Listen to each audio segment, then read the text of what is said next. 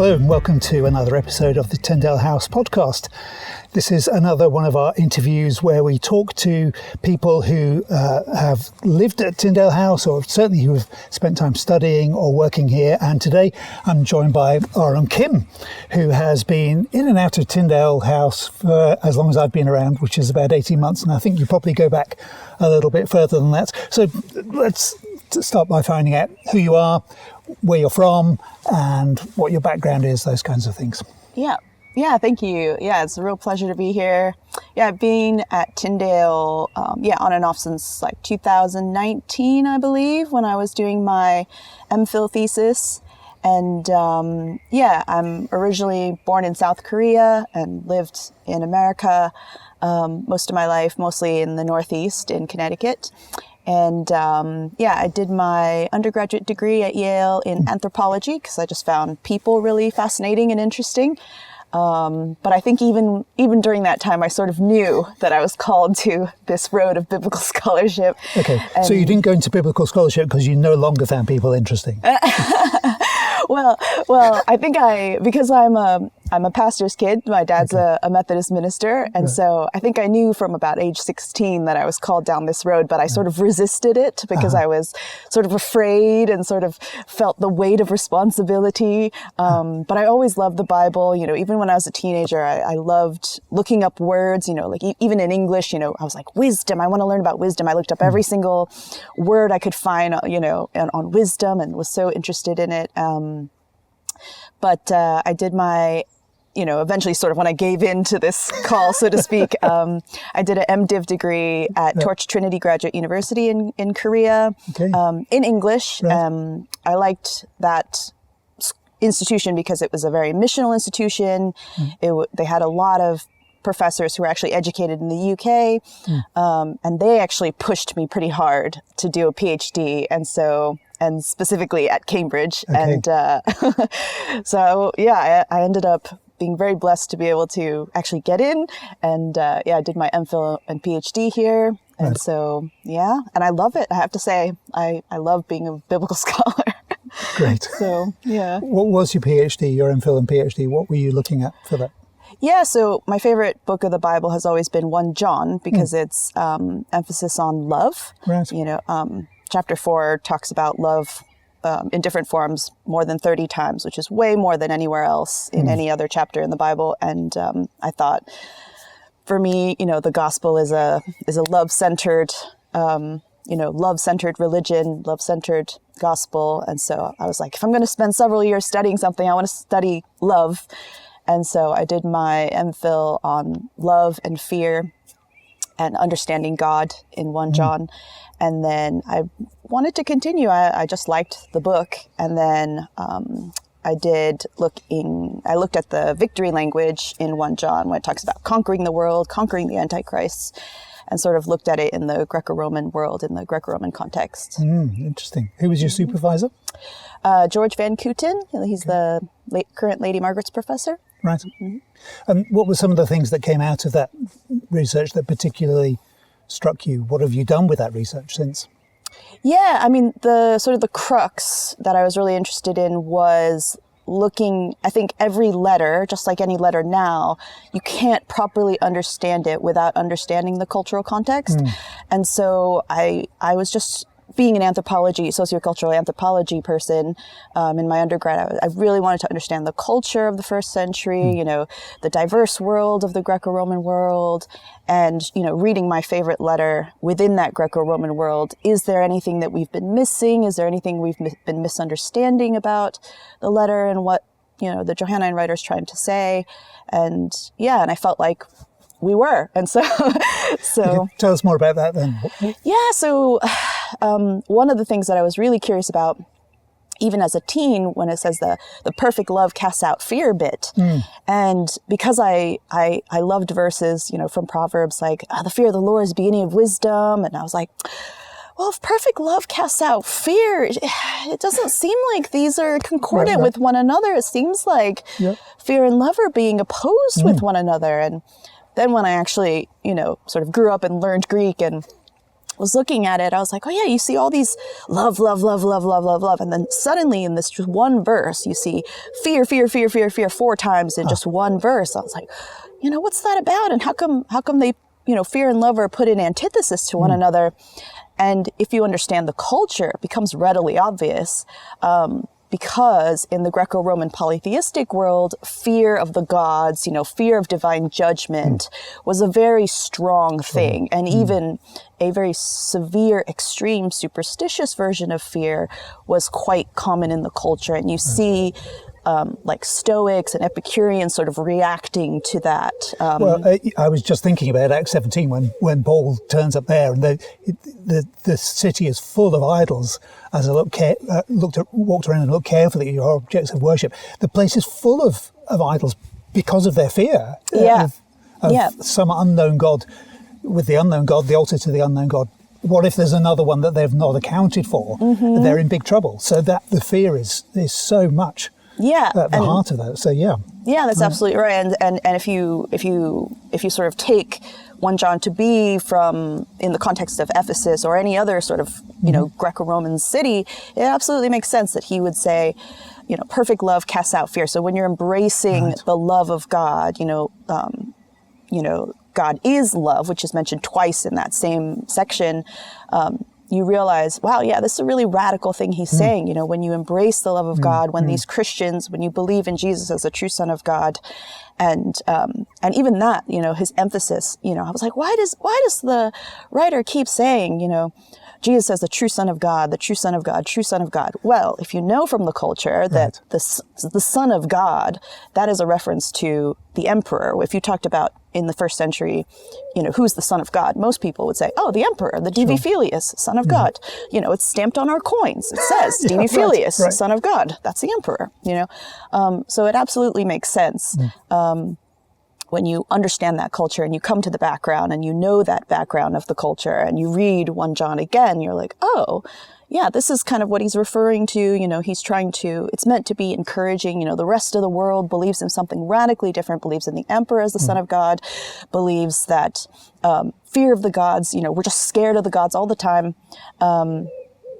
But we, as this very minority, maybe just a few dozen Christians in this Johannine community, we're not crazy. We actually believe in the true Son of God, and we don't have to be fearful because God is love, and when we embrace this love, that fear from the culture that everyone else believes in, that just automatically is cast out, goes away, naturally, and.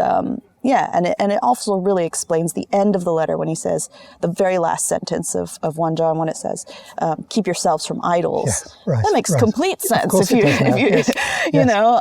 That's always struck me as a very odd way to finish the letter. That's an interesting afterthought, but everything that you're saying, actually, yes, it makes so much sense. This is, what you're suggesting is that this is right at the heart of John's letter, then. And it's not to focus on the idols, but rather, sort of embracing the true Son of God, embracing the community.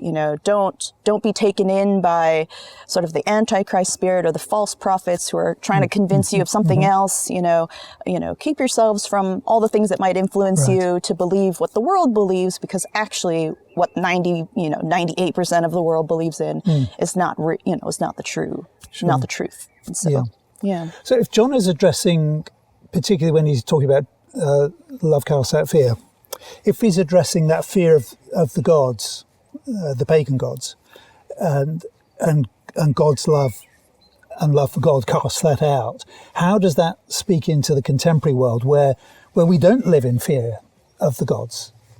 Yeah, well, I can't even imagine what it feels like to live in that kind of a world. Yeah, I mean, in our contemporary world, our gods look a bit different, I would say. We have different forms of idols.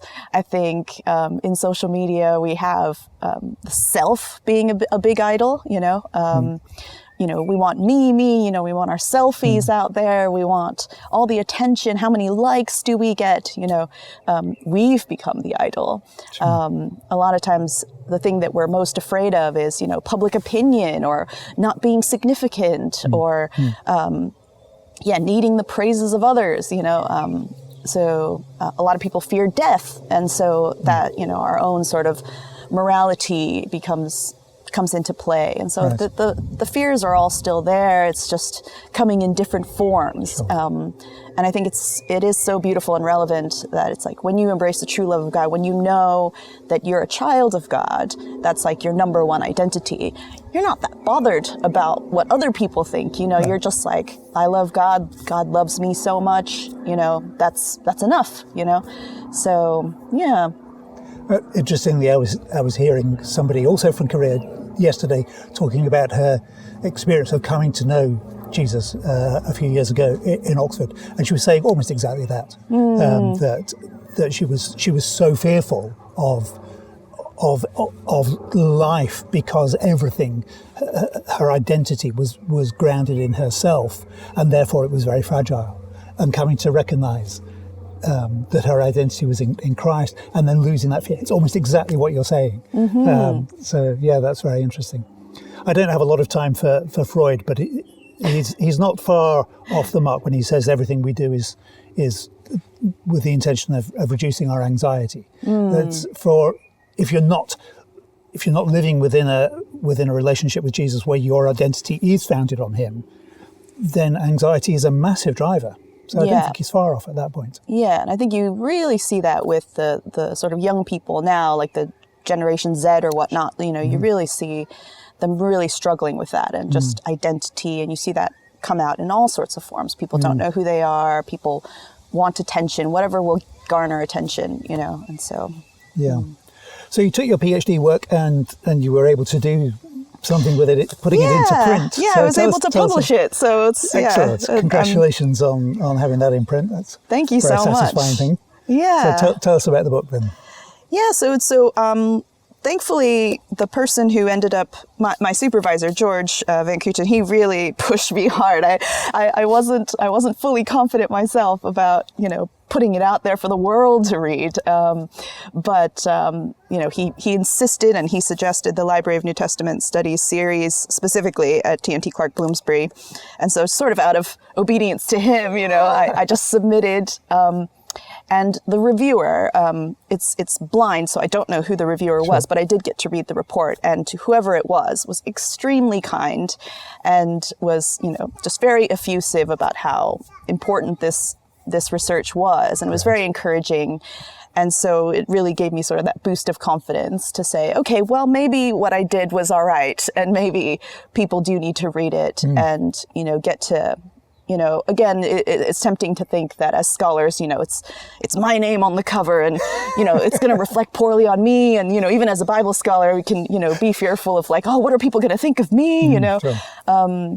But I sort of had to remind myself it's not about me. And, if I did my job all right, then hopefully people will understand God better, and be encouraged by what the Bible's trying to say, what these letters are trying to say, not only to first century Christians, but to us, and to sort of see how God has been there and encouraged people like the whole way through. And so great. Yeah. Who do you anticipate is the readership of this? Well, I did send it to a few of, sort of pastor and elder friends and stuff like that, and sort of people who are just interested in theology, and they were like, "Oh, it's way over my head," It is sort of Greek heavy, but sure. and sort of exegetical in bits. But I think so. It is a bit more scholarly, but I think people are able to grasp it at some level, right. Even if they don't know Greek. Hopefully they'll be able to see sort of the crux of the message. And there's also images in here, so at the very least they can look at the pictures, if nothing else, Yeah, images of the Greco-Roman gods and what they were like, and stamps of, or the imprints of the coins, Roman coins that have Divi Filius, the Son of God, stamped on them and stuff like that. So, and it will influence scholars who are working on their own research, on commentators, and it will trickle down into the church, even if your pastor friends feel a bit intimidated by it. Yeah, at the very least, I had an opportunity to share at my dad's church before he retired, and people said they were really grateful. They sort of forgot, it's easy to read the Bible sometimes as a very abstract sort of text.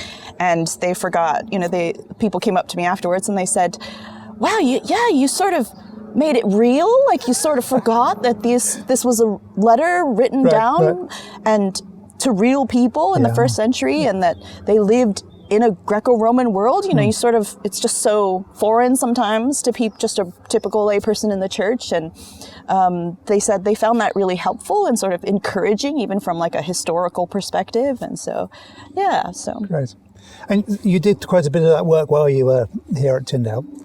How was the experience of being in Tyndale House for you? Yeah, I mean, Tyndale, it's hard to beat Tyndale in terms of the resources, like you pretty much have all the resources just available right there, certainly all the biblical ones. And then because I did a big chunk of it in classics, the classics library is just down the street, like a less than 10-minute walk. And so, I did spend quite a lot of time in the classics department and sometimes in the university library, and just being here in Cambridge and just having a desk at Tyndale and just having all the books there. And if I need a book, I can just walk, just a few steps down and get it. That's been, massively helpful. And it allows me to do, I was, thankfully able to finish very quickly. And a lot of that was because the resources were all just conveniently located. So really grateful for the resources at Tyndale. And was the community of Tyndale House, was that important to you? Was that a part of it, or was that just an enjoyable side aspect of living here? Yeah, I mean, I definitely appreciate the coffee and biscuits. As a student, we all, especially as a student, you just sort of drink at that coffee and just munch on those biscuits. But admittedly, I can be quite the introvert, but. What's really nice is there were definitely times where I was like, I have a question. Right. And I know, there's so many different people I can go to. I can be like, well, let me ask Pete Williams a question, let me ask Dirk a question, and then there's a lot of Old Testament people too. So if I have a Hebrew question, there's so many people to ask. And, so that aspect also very convenient. And these are some of the top scholars in the world. So, Great. And what have you done since your PhD? You have another book there. I do have another book. Yeah, I only graduated a couple of years ago, but somehow I was again blessed and lucky enough to work with Morna Hooker. Yeah, this is a collection of essays by Professor Morna Hooker, who just turned 93. I don't know if she wants me to tell that really publicly, but we won't tell anybody. It's just between us. But it's called Old and New, Essays in Continuity and Discontinuity in the New Testament. And I did not anticipate at all that my name would be on the cover as edited by Ahreum Kim, next to her name. It's the huge, it's the biggest privilege of my life. I already think I've already peaked in my career. Wow. This is the top. I can't do any better than this, I don't think. But I was, it's 45 of her essays, 2 of which have never been published before. And it covers scholarship, 50 years of scholarship from the 1970s until now. And it's... That's a big job to bring all of that together, yeah, isn't it? It was 2 years of work. Wow. And there were, I contacted, you also have to get copyright permission from everybody. Right. And so, multiple publishers, some of which don't exist anymore or were bought out by another company. And so that endeavor alone was quite a huge thing. But the Lady Margaret's fund was kind enough to have me on as an assistant to help her put out this book. And and it's been a massive privilege to work on this 700 plus page volume. Very good. And what are you working on now? Now I'm sort of working on multiple things. I've worked on a couple other book projects with the Wolf Institute and with Sheffield Press, but I'm right now trying to finish my what I hope will be my second monograph called Jesus' Inner Circle, the Fear, Faith, and Boldness of Peter, James, and John, and sort of asking the question, why are these three disciples so special? Like, how come they're the only ones that were invited to the resurrection of Jairus' 12-year-old daughter and the transfiguration and Gethsemane? Why are these three so important? So yeah, you gave a talk about this in our lunchtime talks here as Tyndale Talks just the other day. This is a dangerous question to ask, but can you summarize your answer to why these three are important in 2 minutes? Yeah, I mean, the bottom line that I discovered, and you can, if you're not convinced, or since I only have a minute or so, but fundamentally I said it is a sort of personality thing. I think the biggest sort of crux being Andrew. Andrew is among the first four disciples, but he's not included in this three. And the minimal narratives that we have of Andrew, mostly in John's gospel, present him very differently, sort of more inquisitive, observant sort of guy, whereas Peter, James, and John are presented as very bold, impetuous, sort of zealous guys. The